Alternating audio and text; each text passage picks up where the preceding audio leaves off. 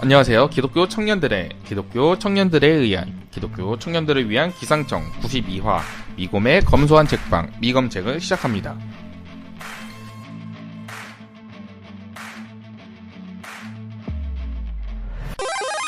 그럼 저희 8장 퍼블릭 처치 이야기를 해보도록 하겠습니다. 퍼블릭 처치는 교회의 공공성을 강조하는 의미로 코로나19 기간 중 교회의 대응에 대한 사회적 비난을 돌아보며 긍정적인 사회적 연대, 마을 목회 등을 통해 낮아진 신뢰를 다시 세우는 것을 말합니다. 한마디로 교회 안에서 니들만 재밌게 놀지 말고 지역사회에 선한 영향력을 전해야 한다라고 저는 좀 후려쳐서 봤고요. 두 분이 다니시는 교회나 혹시 주변 다른 교회에서 지역사회에 선한 영향력을 끼치는 것을 본 적이 있으신가요? 직접 보시지는 못했지만 교회에서 지역사를 위해 이런 것들을 했으면 좋겠다 생각이 드는 거 혹시 있으신가요? 저는 일단 이 질문을 보고 제일 먼저 생각이 든 게 저희 교회 지상주차장에 주변 거주민들 차대라고 주차장을 개방해 놓은 게 생각이 나고요. 일요일에는 쫓겨나나요? 그렇죠. 일요일 날은 교인들이 대단해. 근데 평일에는 뭐 왔다 갔다 하는 차들이 거의 없잖아요. 부흥회 때 빼고는. 그래서 열어놓더라고요. 그리고 뭐 이걸 제외하고서도 뭐 교회들 뭐 기부라든지 뭐 복지관 설립, 뭐 봉사, 뭐 사회운동 참여 여러 분야에서 뭐 사회를 위한 선한 영향력을 많이 행사하죠. 그래서 뭐 저는 딱히 뭐 교회들이 뭐 선한 영향력을 행사하기 위해서 새로운 무언가를 한다기보다는 기존에 하던 프로그램이나 활동들을 잘 발전시켜가지고 그냥 더 많은 사람들을 그 활동들로 도와주면 좋겠다, 그냥 연대하면 좋겠다라고 생각을 합니다. 일단 지금 지상 주차장 얘기가 사는 얘기인데 저희 교회가 오픈을 했었어요 원래. 네. 그랬더니 장박하는 차가 너무 많은 거예요. 그러니까 저희가 안 그래도 곤란하구만. 주차 공간 문제가 엄청 심한 교회임에도 불구하고 저 막 견인되고 난리 아니었거든 동네. 아무 때나 차는 버리고 들어가야 될 거 아니야 교회에. 그랬다가 견인되고 막 그랬거든요. 네. 근데 너무 이제 교회 주차해놓고 안 빼고 토요일 뭐 전화해도 토요일쯤엔 저희가 차를 다 빼야 되잖아요. 그렇죠. 전화 안 받고 그러다 보니까 결국에는 없네, 저희가 다시 다 듣고. 내렸어요. 다시 내렸어요. 그 얘기는. 저희 교회 같은 경우에는 모두가 알고 있지만 우리 입으로는 알리지 않는 올해도 다시 한다긴 했어요. 이름은 푸른 꿈 아이 세상이라고 불렸어요. 네. 상동에 있는 호수공원에서 한 거였고요. 네. 어린이날 행사. 다 우리 돈으로 모든 봉사자는 다 교회. 근데 그 저희가 비영리 단체를 법인을 만들었거든요. 네. 그 이름으로 나가요, 사실. 그래서 만약에 뭐 봉사활동이 필요한 학생이 있다. 그러면 그 비영리 단체의 봉사활동으로 하루 8시간이 나가는 거야. 그래서 그렇게도 했는데 뭐 돈도 많이 들고요. 그러니까 애들이 와서 쉽게 말하면 물풍선 던지기, 뭐 꽃가마 타기, 뭐 이런 거 있잖아요. 그리고 뭐 그 되게 큰 바람 많이 들어와서 애들 막 미끄럼 타고 내려오는 거 같은 거 있잖아요. 뭐 그런 것도 다 빌리고. 네. 솜사탕도 만들어주고.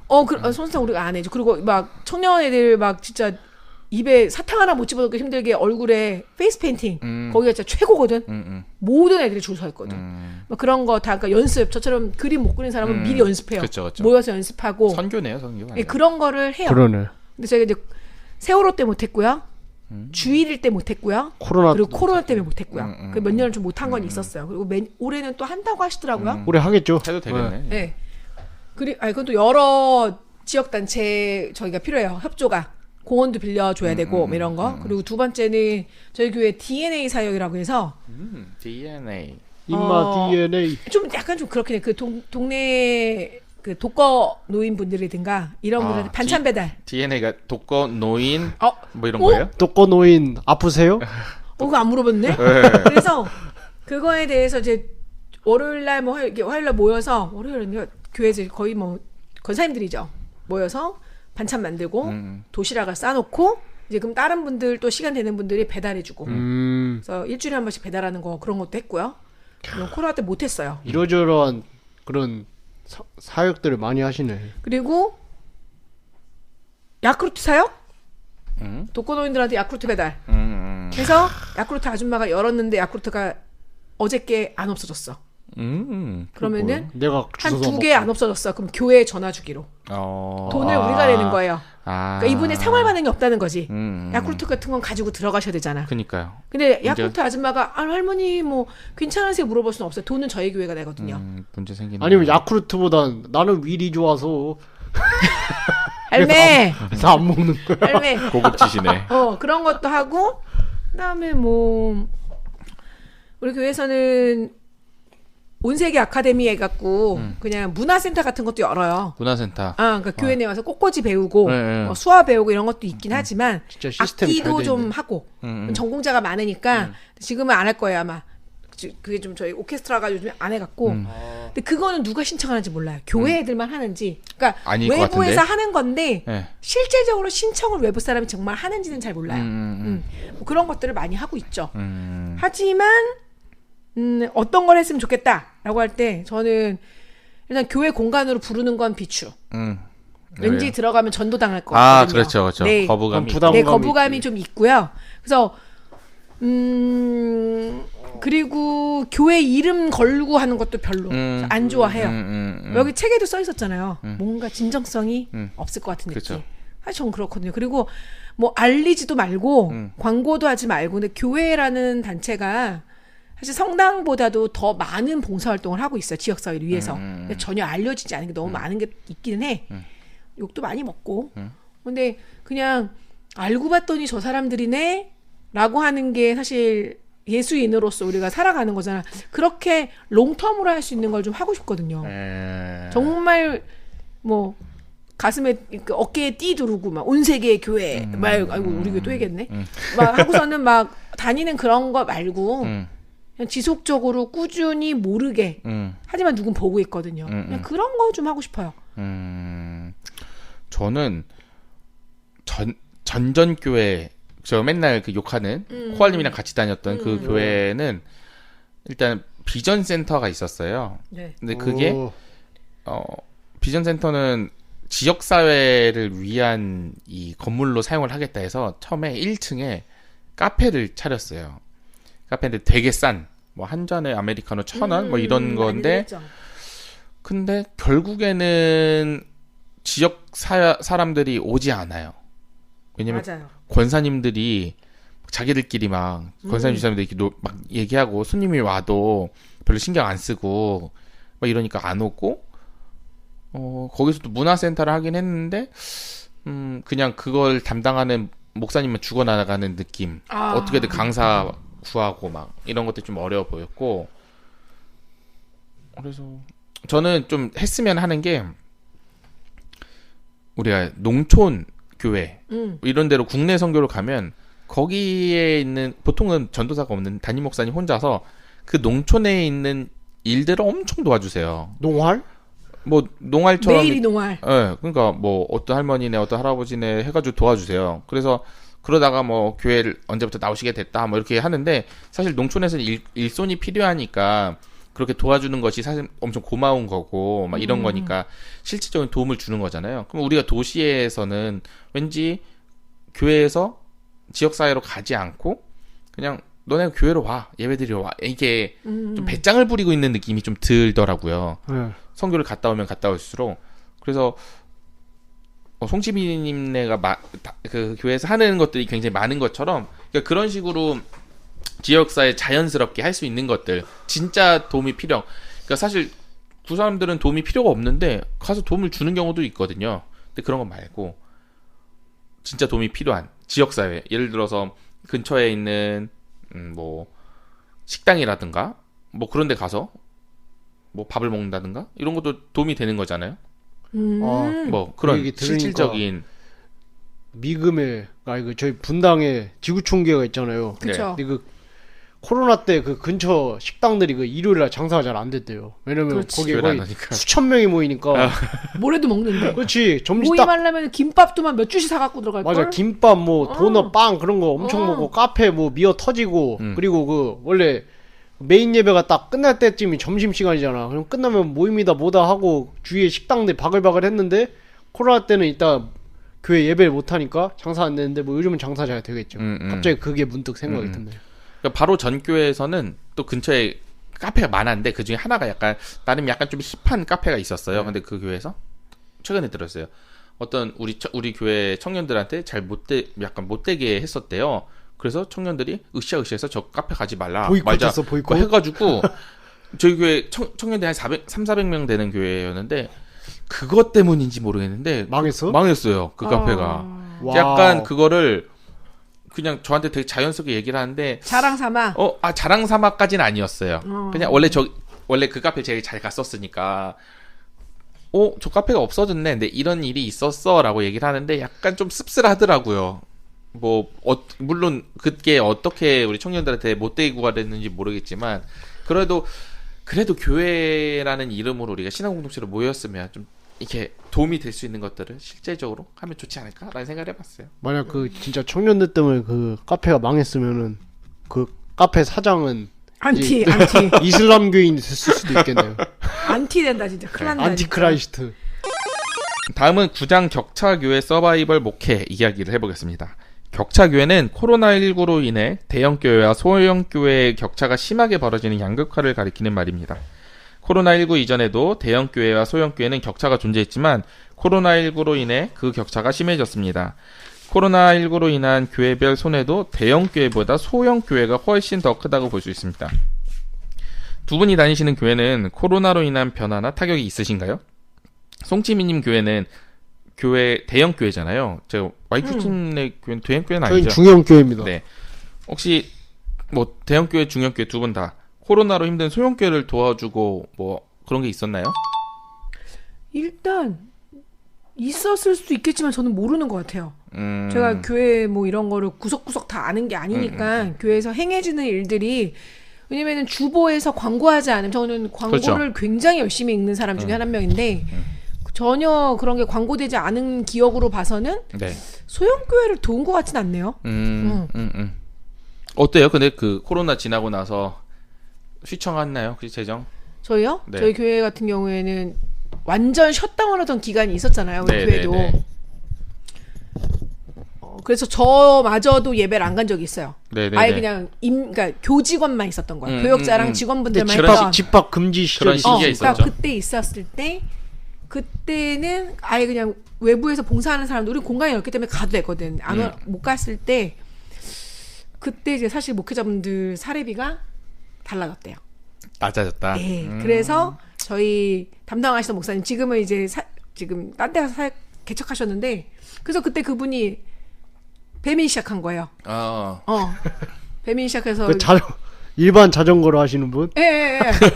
그래서 고가 올라가다 넘어져갖고 그 음식도 쏟아졌겠죠? 아이고. 그리고 막 다리 다 갈리고 다 물어줘야 되고. 내가 지금 뭐 한 건가라는 생각이 들었다고 하더라고요. 왜냐면 그분이 동네를 인천 딱 분이 아니니까 아이고. 구석구석을 몰랐던 거야. 아이고야. 그러니까 북해동 그러니까 우리 교회 근처겠구나 했는데 엄청 먼 거지.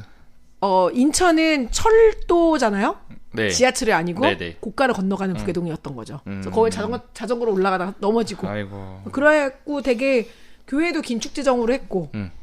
그러니까 당연히 목회자분들 이거 이제 일하지 않으니 안 주겠어. 설마 그랬겠어요. 뭔가 또 다른 부분이 있었겠죠.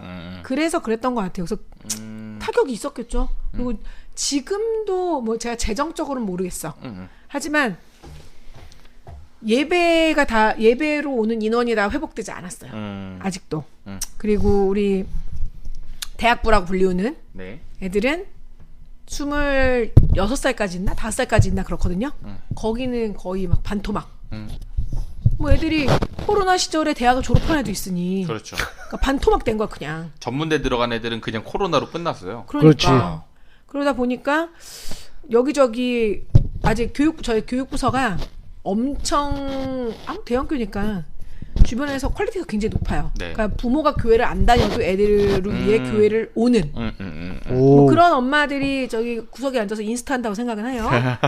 근데 그 교육부서도 아직도 다 회복이 안 돼 있대요. 그러니까 애들이 안 나오는 거죠. 부모가 안 보내고 애들이 안 나오고 그렇게 됐더라고 하더라고요. YQ차님은 어때요? 다행히 저희 교회는 별 타격이 없었던 것 같고요. 집합금지 때랑 그 이후로 마스크 쓰고 한 1, 2년 예배 해야 하는 거 제외하고는 제가 봤을 때는 큰 문제는 없었어요. 그리고 저희 목장만 생각해도 저는 크게 타격을 안 받은 것 같아요. 뭐 제가 관리를 잘해서 그런 것도 있겠지만 오, 그것도 굉장히 커요. 네, 진짜. 근데 뭐 사실 집합 금지 때도 뭐 줌으로 하고 아니면은 그냥 예배 끝나고서도 사실 뭐 모이지 말라고 했는데 그냥 제가 끝나고 어차피 뭐 카페에 아무도 사람 없는데 뭐 누가 신고할 것도 아니고 그냥 모여서 뭐 마스크 끄고 얘기하면 되니까 그래서 뭐 나눔하고 그랬거든요. 뭐 식사 나눔 못 하더라도. 그래서 딱히 그냥 그런 번거로운 것들만 제외하고는 큰 타격은 없었다. 예, 그렇게 생각합니다. 저는 코로나 때 두 교회를 다녔거든요. 코로나 때 교회로 옮겨가지고. 예. 전에 다니던 교회 같은 경우에는 또 전에 교회 욕하는 것도 좀 미안하긴 한데 욕하세요. 네. 그때 회장이었어요. 청년부 회장이었는데 오. 막 우리 교회는 코로나가 되고 이렇게 했는데 헌금이 줄지 않았다. 뭐 이런 얘기를 막 하시더라고요. 오히려 헌금이 늘어난 교회도 있다던데. 아, 그래요? 예. 줄지 않았다 해서 그렇구나, 신기하다 뭐 이렇게 했는데 이제 구청에서 나와가지고 이제 그 인원 단속할 때 저희 이제 좀 아신 분이 구청에 있었는데 예. 우리 뭐 가가지고 구청 직원이 목사님 이렇게 인원을 이렇게 하면 안 돼요 이렇게 했더니 엄청 막 지금 헌금이 얼마나 떨어진지 하면서 헌금이 뭐 주식이야 떨어지게. 막 그런 얘기를 했다 해서 너무 창피해가지고 근데 우리 성도들 앞에서 저희는 헌금이 떨어지지 않았습니다. 뭐 저희는 되게 이게 예배를 나오지 않지만 헌금을 다 하고 있습니다. 약간 이렇게 하시더니 뒤에서 이래서 약간 실망을 한 교회를 나가게 된 여러 계기 중에 하나가 되게 됐고 근데 전 교회에서 저희 교회가 그 교단에서 좀 많이 큰 교회 그러니까 살아남은 교단 몇 살아남은 큰 교회 중 하나인 거예요. 그래서 그러니까 방구줄 끼는 교회겠네. 네네. 그래서 이거를 그 돈을 해서 작은 교회들한테 몇 개를 이렇게 뿌렸다. 뭐 이런 얘기도 들었어요. 초반에. 그래서 그래도 우리 교회가 이런 짓도 하긴 하는구나. 뭐 이런 생각을 했었거든요. 10만 원씩 보낸 거 아니겠지? 설마. 그리고 지금 교회에 와서는 최근에 그랬어요. 올해 들어가지고 이제 교인들 다시 돌아오기도 하고 목사님이 이게 재정이 다시 온전히 돌아왔다 이런 말씀을 하시더라고요. 그래서 근데 지금 교회 목사님은 그런 거짓말 하실 분은 아니긴 한데 뭐 그런 것도 하고 그리고 저희 교회가 중형 교회도 아니고 좀 이제 뭐라 해야지 그 상가 개척교회는 아니에요. 상가는 아닌데 거기보다 조금 규모가 있는 교회라서 준중형 같은 아반떼 교회 상가 아반떼 교회. 개척교회는 한 층을 쓰는 거나 두 층 쓰는 거고 네. 지금 말씀하시는 거는 우리 건물이 있다? 그죠 교회 건물을 교회 건물이 있다? 네 있고 규모도 조금 자가교회. 네 한 400명인가 막 교인 수가 막 그래 그 정도면 중형이요 중형. 출석 인원 진짜? 출석 인원수가 400명이면. 400명이 중형이야? 그죠. 그렇게 한 500명 전으로 왔다 갔다 하면 중형이지. 1000명 우리는 넘어가면 진짜 대형이 맞구나. 초대형인가? 거긴 거의 초대형이죠. 아니지, 난 초대형은 명성교회 아니에요? 뭐 그렇긴 그러니까 하죠. 1000명 이상이면 대형이고 예를 들면 거의 몇천 명 된다 그러면 솔직히 메가처치라고 할 수가 있죠. 우리 다니는 체감상은 소형 교회 같아요. 아무튼 그런데도 그 와중에도 힘든 교회에 좀 도와줬었어요. 제가 다니고 있는 동안. 그래서 교회 역할들을 하는 게 뭐 안 힘든 교회 당연히 없었겠지만 이런 역할들을 했구나라는 생각이 들더라고요. 그래서 격차 교회 같은 게 서바이벌 목회가 내가 살아남고 우리 책에서 나온 것처럼 목회자들이 특히 그런 개척교회 목사님들이 이제 이중직이 엄청 늘었다고 하는 거죠. 네. 근데 그런 게 어떻게 보면 시대적으로 자연스러운 현상이 코로나 때문에 생긴 게 자연스럽게 넘어간 게 아닐까? 뭐 이런 생각도 들어요. 근데 그 뉴스엔조이에서도 그 연재 기사가 있거든요. 연작 기사. 그 이중직하는 목사님들 인터뷰 쫙 한 게 있는데 그렇게 그런 일 하시는 분들도 있고 근데 아예 그냥 뭐 인테리어 하시는 분도 있고 맞아요. 식당 하시는 분도 있고 근데 저는 뭐 사실 이게 트렌드가 될 거라고 봐요. 왜냐면 사실 점점 더 개척교회가 장사가 안 될 거는 눈에 뻔한 일이고 그러면 뭐 먹고 살아야 되는데 어떻게 목회는 하고 싶고 그러면 돈 벌 구멍을 만들고 해야지. 저는 선택할 수 있다면 이중직을 뭐라고 하는 게 아니지만 이중직이 그러니까 내가 목회를 말고 내가 먹고 살기 위한 본업이 필요하다. 알바가 아니라. 그러면 나는 거기 목회자를 웬만하면 선택을 못 할 것 같은 거야. 왜냐면 내가 아무래도 그렇죠. 전업으로 생활전선에 있는 사람이잖아. 네. 내 몸땡이 닦고 자는 것도 힘들어. 그러니까요. 아, 왜 이빨을 매일 그치 20년 뒤에 지연이가 오늘을 후회할 수 있으니까 내가 이빨을 닦아야겠지? 진짜 지침 문제 질질질 스스로 멱살 끌고 가갖고 이빨 닦는데 너무 피곤할 때는 그러니까 이거야. 양치는 하고 자야 되지 않냐 지연아. 세수는 안 해도 이런 날도 있어요. 저도 피곤한 날은. 그러면 너무 목사님도 나와 같은 인생을 이렇게까지 빡시게 살면 더 어렵지 않을까? 뭐 이런 고민을 좀 하는 거야. 이 책에 나오잖아요. 이렇든 저렇든 지금 1년에 배출되는 교역자가 7,000명이래. 교인은 줄는데 목회자는 늘어나. 그러니까요. 이게 뭔 조화야. 그게 한 몇 년 됐어요. 그러니까 왜 이렇게 목회를 못해서 안달이야 다들. 아니 뭐 할 거 없으니까 신학교 들어간 사람도 많죠. 까놓고 얘기하면. 근데 끊임없이 경쟁률은 낮아지거든요. 그렇죠. 요즘 맞아요. 신학교 총신대 이달난다고 계속 기사 나오잖아요. 근데 그런데 왜 그건 안 줄지? 왜냐면 신학교도 먹고 살아야지. 그러니까 교수도 뭐 있고 돈을 사이즈도 벌어야 필요하고. 되니까. 예. 그래서 뭐야? 솔직히 말하면 뭐 다들 아시겠지만 학부가 거의 우리나라밖에 없잖아요. 근데 실질적으로 신학하려면 그냥 대학원만 다녀도 되거든요. 근데 학부 받는 이유가 결국엔 돈 벌어야 되니까. 근데 사실 경쟁률이 떨어진다는 얘기는 그 목회자들의 질이 떨어진다고 볼 수 있는 거예요. 그렇죠. 예. 근데 계속 물론 공부를 잘한다고 해서 괜찮은 건 아니지만. 그렇지만 저도 재수하기 싫어서 저 침신대 갔다가 자퇴했잖아요. 네. 뭐 그런 케이스만 봐도. 근데 아무튼 저는 송치민이랑 생각이 좀 다른 게 오히려 그 이중직 목회 그러니까 사실 본업이 있다고 하면 저는 오히려 더 끌릴 것 같아요. 왜냐면 특히 그 소위 말하는 뭐 신학대 학부 나와서 뭐 대학원 나와서 뭐 어디 유학 갔다 와도 결국에는 그 엘리트 코스로만 밟은 거잖아. 그럼 그런 사람들은 이 일반 성도들의 애환을 모르지. 근데 한계가 있어. 어쨌든 간에 저도 그건 이해는 해요. 정말 일 끝나고 나면 아무것도 하기 싫은데 그럼에도 불구하고 그들은 뭐 어떻게든 쥐어짜내서 뭘 설교를 쓰든 뭘 할 거 아니야. 그러면 그게 뭐 메시지가 어떻든 간에 저는 그 마인드를 굉장히 높게 평가를 해요. 그러니까 제가 저희 교회에서 그 배민 알바했던 목사님에 대해서 박수를 친 게 그거예요. 내가 목사야 라는 마음이 저분이 없구나. 저분은 그게 본업이 아니기 때문에 그러니까 내가 이거를 평생 이렇게 알바를 하고 그러니까 이 일을 하고 목회를 한다라는 게 아니고 그리고 뭐 일주일에 하루 이틀 지금도 왜냐면 거기 내려 개척하신데도 뭐 개척하자마자 막 성도들이 막 모여갖고 막 되는 게 아니잖아요. 그럼요. 저번에 내려갔을 때 저한테 그러더라고요. 내가 교회 하는 게 더 많을걸? 막 이러고. 그러니까 본인이 재정에서 본인이 내는 게 제일 많다고 했거든. 그 정도인데 그러니까 일을 하시긴 하지만 본업으로 막 정말 이렇게 안 하면 안 돼. 이 정도로 일하고 계시진 않거든. 그러니까 그렇게 시간이 나야지 성도를 신방도 가고 성도 시간에 맞춰서 뭐 낮에 양육할 사람은 낮에 양육하고 저녁에 양육할 사람은 저녁에 양육을 하는데 내가 본업이 딱 박혔어. 그러면은 성도는 저녁밖에 안 되는데 나는 저녁에 배달을 해야 돼. 성도는 낮밖에 안 되는데 나는 오늘도 회사를 가야 돼. 이러면 못 하는 거거든. 그래서 그러니까 본업이 아니면은 나는 약간 그 정도는 충분히. 왜냐면 제가 쿠팡을 갔다 왔고 사실 지난주 주일도 저녁에 부천에 있는 신선센터 신청을 했어요. 이유는 또 따로 있어요. 네.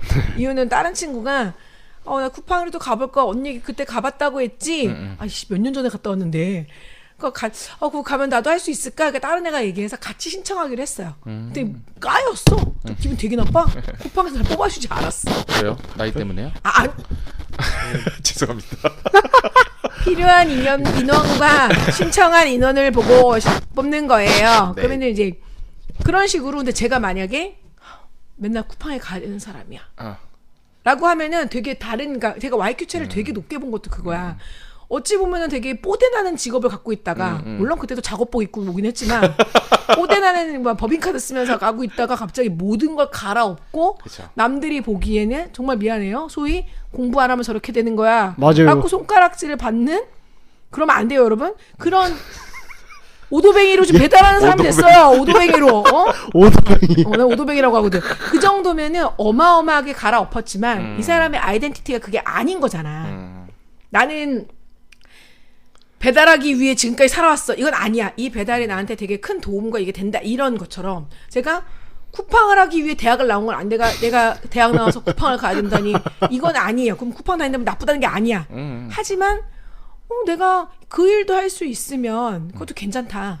그리고 이 일도 할 수 있으면 좋다. 이런 마음 약간 이렇거든. 그래서 그때 목사님을 보고 이 사람 생각이 바로 바뀐 사람이네 라고 생각한 거지만 그분이 죽도록 매일 쿠팡을 해.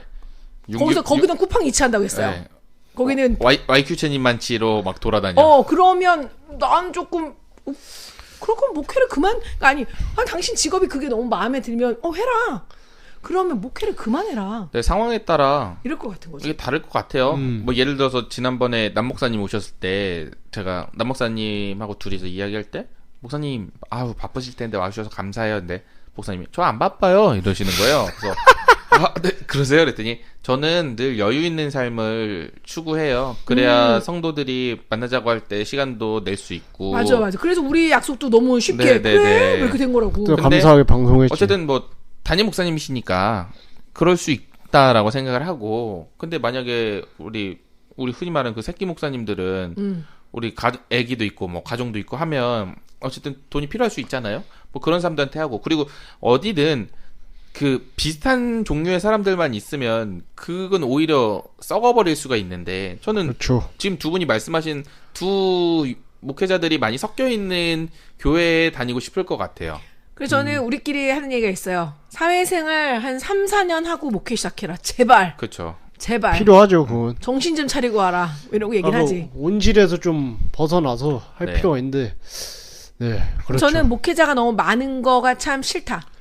근데 그건 뭐 어떻게 막을 수가 있나? 뭐 그 사람들 그러니까 가서 하는 건데. 애들이 목회하겠다고 자기 주일기를 가겠다고 하면 스스로 검증할 수 있게끔 교회에서 막. 근데 그게 저도 그 신학 때 잠깐 발 담궜지만 뭐든지 그렇지만 이게 솔직히 사람들이 중간에 자기 길이 아니다라고 생각해도 이 매몰 비용이 크잖아. 그럼 그치.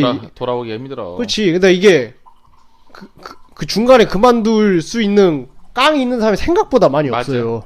거의 없지. 그래서 그만두고서도 자기도 이게 하기 싫은데 그냥 뭐 타이틀 일단 뭐 학부도 나오고 그래도 꾸역꾸역 대학원까지 나왔으니까 들인 돈도 있고 시간도 있으니까 그래서 사람들이 최대한 다 개척 안 하고 그 소위 말하는 브랜드 처치 메가 처치 들어가려고 하는 거 아니에요. 근데 그것도 있지. 뭐 우리나라가 아무래도 선생님을 대우해주는 나라였잖아요. 그랬었죠.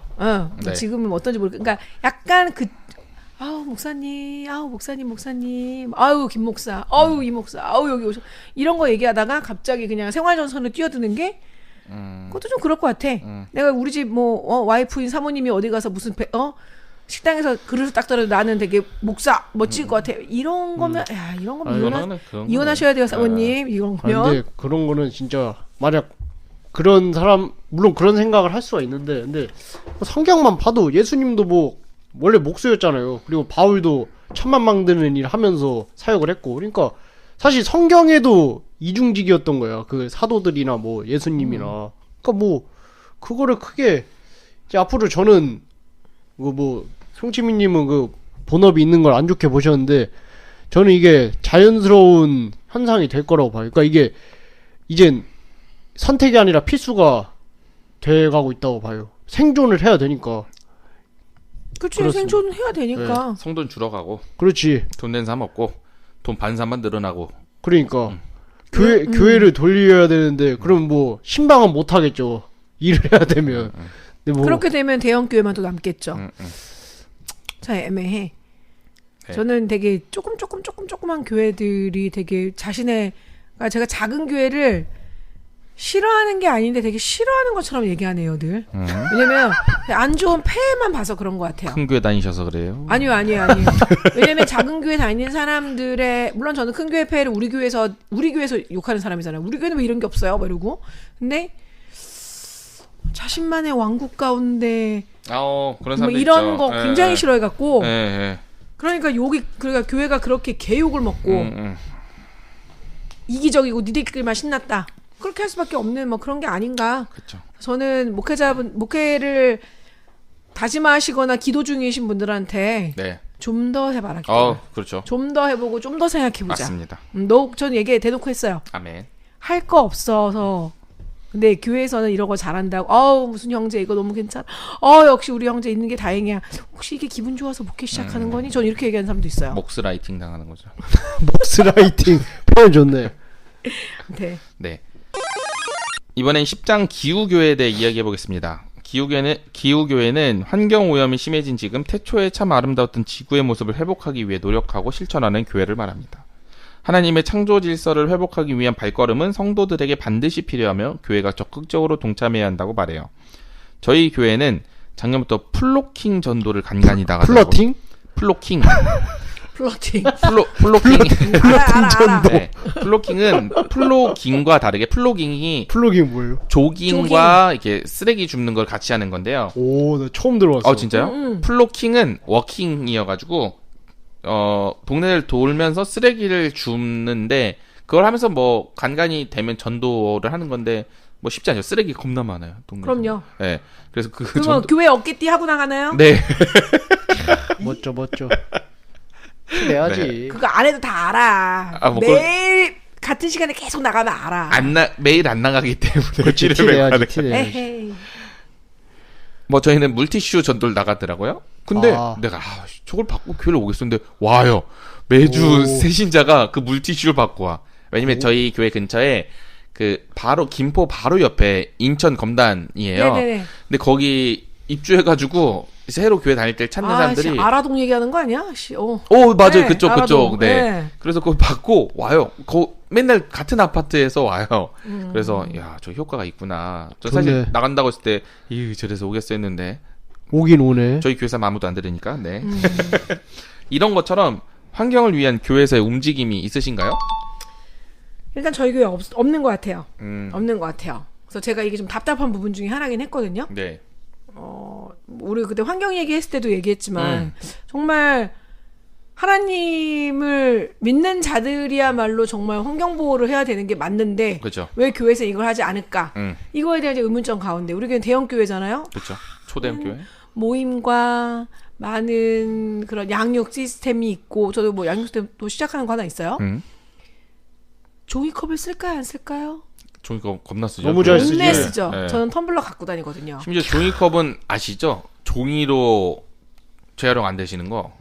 그러니까 근데 사람들 재활용 된다고 생각하고 있거든요. 그러면 그냥 타는 쓰레기요? 그냥 일세에 버리는 거, 일세. 그게 약간 코팅되어 있는 거라서 안에가 코팅되어 있으니까. 네. 방수 코팅. 일반 쓰레기로 넣어야 되는 거죠.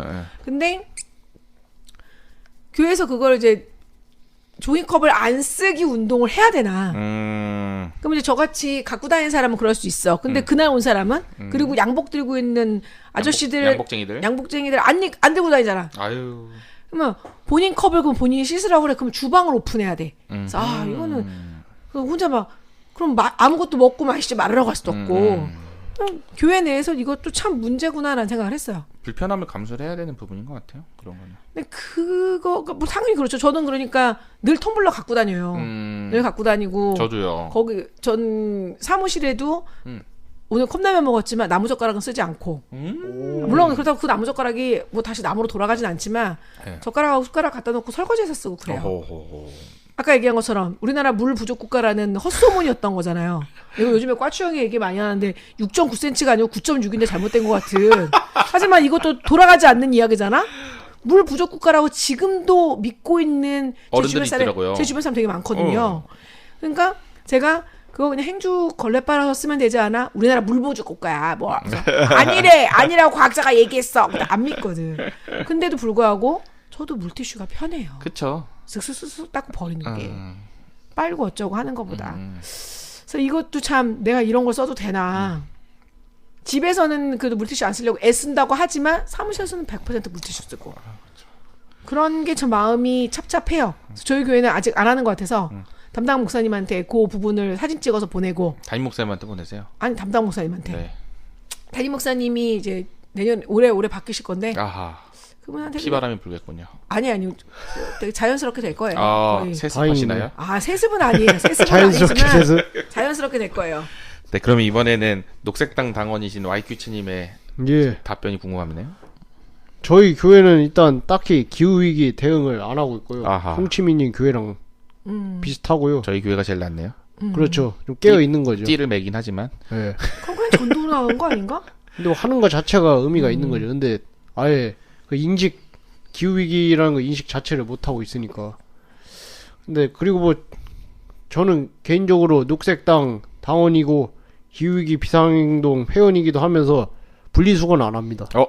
그 녹색당 이거 이 담당자 들으셔야 되는데 이거. 그러니까 이게 쓰레기 줍는 거가 환경 보호랑 직결되는 거예요? 그럼요. 쓰레기를 근데 줍는 저는 게? 솔직히 네네. 이게 뭐 동의 안 하시는 분도 쓰레기를 안 있겠지만, 만들어야지. 그러니까 개인적으로 뭐 분리수거를 하고 이렇게 다 뭐 자기 텀블러 쓰고 뭐 그런 거 다 좋은데 사실 실질적으로 실효성은 없어요. 없다고 봐요 저는.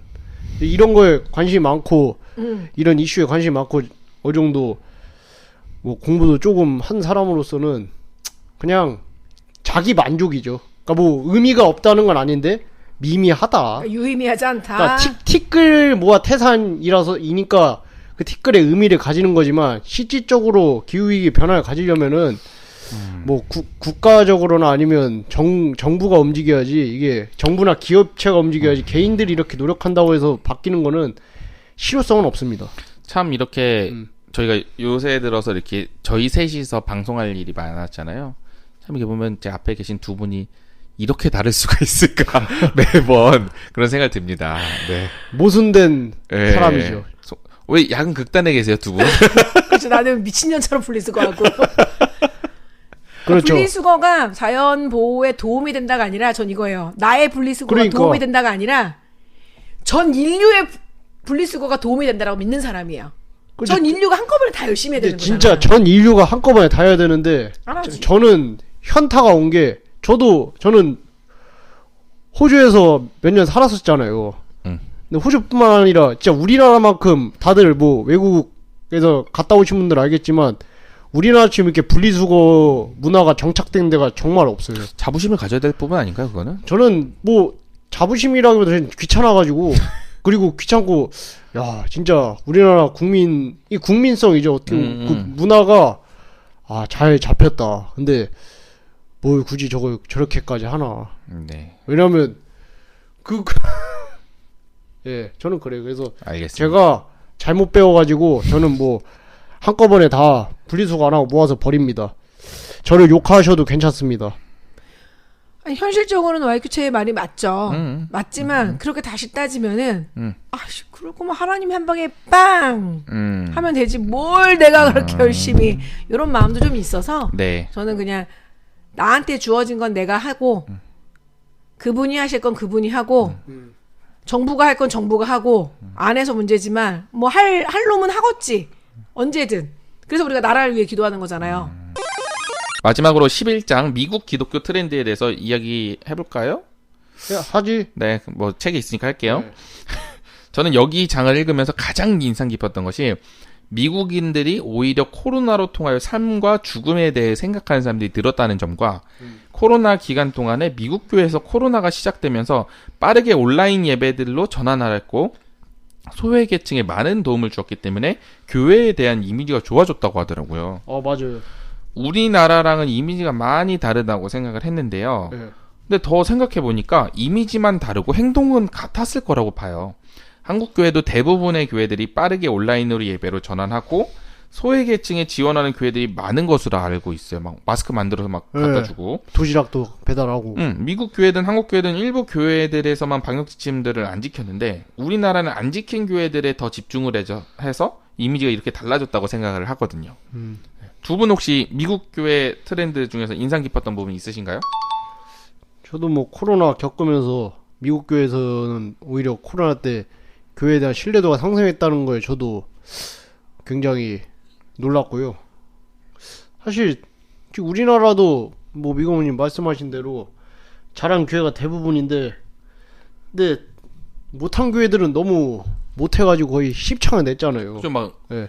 뭐 소독된다고 입에다가 소금을 뿌리는 교회도 있었고 기억나시죠? 소금을 뿌리고 뭐 예.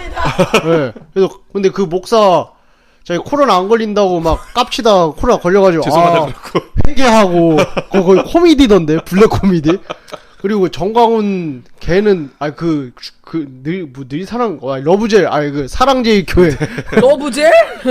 러브제일 교회 거기도 뭐 아유 진짜 거기 때문에 저희 결혼식 49명으로 바뀐 거잖아요. 그렇죠. 집회에서. 그러니까 그때가 8.15 무슨 8.15. 광복 예. 집회? 제가 9월에 결혼했습니다. 그러니까 이게 참 소수의 미꾸라지들이 물을 흐린다고 이게 또 얼마나 언론에 좋은 먹잇감을 줬어요. 그러니까요. 근데 솔직히 우리나라도 미국 교회는 얼마나 빨랐는지 모르겠는데 처음에는 다들 좀 부정적이었어요. 뭐 맞아요. 온라인 예배라든지 아니면 우리는 뭐 예배 원래 이렇게 오프라인으로 드렸는데 이 온라인으로 드리는 건 뭐 하나님이 안 좋아하실 것 같다 뭐 그런 이상한 논리들을 펼치면서 그랬는데 솔직히 우리나라 교회들이 이 미국 교회들처럼 태세 전환이 빨랐으면은 욕을 좀 덜 먹지 않았을까. 그쵸. 그러니까 우리나라는 그래도 국가에서 행정명령으로 지침 내려갔을 때는 거의 다 돌렸고 그 전에 뭐 발빠르게 먼저 돌리지 않았을 뿐이었긴 했던 것 같아요. 근데 솔직히 그런 뭐 사랑제일 교회나 그런 일부 교회들의 그 교회나 뭐 선교 단체들의 그런 일탈 행동들이 맞아요. 근데 너무 크게 이슈가 됐고 또 이게 문화적인 차이도 있는 게 우리나라는 또 그런 집단적인 그 뭐라고 해야 되지 규칙을 어기는 거에 대해서 굉장히 엄격하잖아요. 그렇죠. 무슨 도덕적 교만? 체면 문화? 뭐 그런 거? 네, 그렇죠. 그러니까 뭐 다들 이렇게 하는데 너는 그렇게 안 하는 사람들을 굉장히 죄인 취급을 하잖아요. 맞아요. 뭐 저희 다 겪었으니까 아시잖아요. 무슨 말인지. 그런 문화도 한몫하지 않았을까. 그러니까 이 코로나 때문에 짜증나고 이 억압되고 이런 그 분노나 이 짜증을 풀 대상이 필요한데 그게 마침 튀어나와 준 거지. 전 약간 쪽팔렸던 게 처음에 신천지가 막 쫙쫙쫙 하면서 저거는 결국 하나님께서 심판하는 거다 뭐 이렇게 막 신나듯이 막 하더니 결국 똑같이 그렇지. 차이가 뭐야. 너무 쪽팔렸어요. 제가 처음 코로나 검사를 간 게 부평에 또 어떤 교회에서 코로나가 집단 감염이 됐어요. 네. 그래서 그때 예배드린 모든 사람들은 가라고 문자가 왔어요. 문자가 와서 처음으로 저 혼자 가서 검사를 했었고 그 교회 예배 드리셨어요? 아니요, 우리 교회. 왜냐면 우리도 모였으니까. 우리도 모여 있었으니까. 그런데 그때는 제가 이제 예배를 가는 사람에서 저만 했던 거고 그 다음에는 우리 교회도 다 가라고 나왔어요. 그래가지고 평일에 보건소에 갔더니 어머 지연자매님, 어머 집사님, 어머 권사님, 어머 사모님. 그리고 제가 그 방역복 입고서는 그 더워하는 보건소에 계신 분 앞에 갔을 때 왜 왔냐고 묻잖아요. 교회에서 예배드렸습니다. 참 말하는데 죄인 같더라고 말하면. 죄송합니다. 죄송해요. 교회에서 예배드렸어요. 이렇게 얘기를 한 거죠. 지금 말한 것처럼 신천지라고 욕하고 우리가 미국이 뭐 얼마나 빠르게 발빠르게 했는지 근데 미국 자체는 마스크 안 쓰겠다고 했던 나라. 맞아요. 대통령도 안 하던 나라. 아하, 그렇죠. 네, 그분은 안 했잖아요. 그러니까 옛날랑 우리는 뜻이. 문화가 좀 많이 다르잖아. 네. 그런데 그러니까 되게 개인의 자유가 중요한 나라인데 얘네가 약간 자기네 자유를 스스로 억압한 거잖아요. 그렇구나. 근데 우리는 되게 남들을 위해서가 중요한 사람인데 지들만 한 거니까 우리가 그러네. 미워졌던 것 같아. 그러네. 제가 아내가 그런 거예요. 네. 전쟁이 나도 우리가 예배를 포기하지 않았다. 그치, 공산당이 전쟁통에도. 총을 들이대도 예배를 했다. 여기서 많이 들어본 논리인데. 내가 죽는 거잖아. 전쟁통에 예배드리다가 내가 죽는 거고 총에 들이댔지만 내가 예수를 부인하자서 내가 죽는 건데 그러니까요. 지금은 니네가 예배를 들어서 지금 내가 죽게 그러니까요. 너네 때문에 남이 죽게 생겼으니까 그냥 다 온 거지. 우리는 되게 남을 중시하고 사람들이 보여주는 게 중요하고 나의 불편 그런 사람들인데 미국하고 반대를 택한 게 아닌가. 그래서 이렇게 욕을 들어먹었나. 근데 미국의 이 트렌드 보고 좀 놀랐어요. 세상 그래? 삶과 죽음에 대해서 고민해보면서 하나님에게 더 돌아왔다고? 하나님에게 돌아온 건 아니고 삶과 했다. 죽음에 대해서 그동안 생각이 없다가 이제 나 죽으면 어떻게 해야 되지? 이거를 종교에 대해 생각을 하게 된 거지. 종교라기보다는 그냥 자기 죽음에 대해 생각한 게 아닐까요? 그렇지. 그 나는 이거 보면서 뭐 인생 별거 없다. 난 죽음에 대해 생각한 게 아니고 인생에 대해서 인생 별거 헛되고 없다. 헛되다. 이렇게 훅 가는구나. 뭐 이런 마음. 이렇게 죽어도 그쵸. 어쩔 수 없지. 우리는 오히려 약간 교회를 더 빠져나갔잖아요. 그렇죠. 교인들이. 이때다 싶어서. 예, 어차피 핑계가 너무 좋아. 그 전에는 민망하고 미안해서라도 뭐 교회에서 막 전도사님 담당 목사님이 왜 교회 안 나와? 코로나 때문에 제가 다 뻥이지. 저희 직장에 누가 코로나여갖고 제가 가는 게 민폐일 것 같아서요. 치트키야. 맞아요. 무슨 모임도 요즘에 우리 엄마가 좀 몸이 안 좋으신 건데 코로나가 싶어서 그럼 못 못하겠어. 나오지. 이게 그냥 되게 좋은 핑계거리가 된 것 같아. 그러다 보니까 사람들이 그렇게 그냥 왜냐면 어쩔 수 없이 가야 되고 어쩔 수 없이 참석하거나 가기 싫은데 참석했던 거에 대한 너무 좋은 핑계가 생긴 거지. 그래서 저는 교회에서 엄청 뭐 남들이 대단하게 말하면 알곡과 뭐 쭉정이 걸러졌다 이 정도 수준은 아니고 그냥 너 자신을 알아라 수준까지는 나온 것 같아. 맞아요. 저는 아주 철저하게 우리 집에 그런 분이 계시기 때문에 엄마 오늘은 집에서 예배 드릴래? 예배 드리는 거 맞지? 딸이 교회를 매주 가. 본인이 20분만 서두르면 돼. 11시지만 10분 전에 예배 가시니까 저는 그래도 10시 반까지 가잖아요. 내일은 예배 교회 집에서 드릴게. 그럼 내가 예배 끝나자마자 차 빼고 전화했어. 엄마 밥 먹었어. 벌써? 밥 먹으면서 예배 끝난 지 내가 지금 만찬을 하시면서 5분 만에 전화했는데 성만찬을 같이 하시면서 예배를 드리셨나 봐요. 모르지. 5분 만에 식사를 하실 만한 분위기는 하죠. 그러니까 그걸 보면서 되게 속상하기도 하고요. 우리 엄마니까. 뭐 그런 생각 들어요. 그러니까 우리는 미국이랑 되게 내가 미국어 속속들이는 모르지만 그래 좀 다르다고 하니 이들의 조사가 좀 씁쓸하더라고요. 마음은. 네. 일부러 넣은 것 같아요. 씁쓸하라고. 우리 정신 차려보자. 네.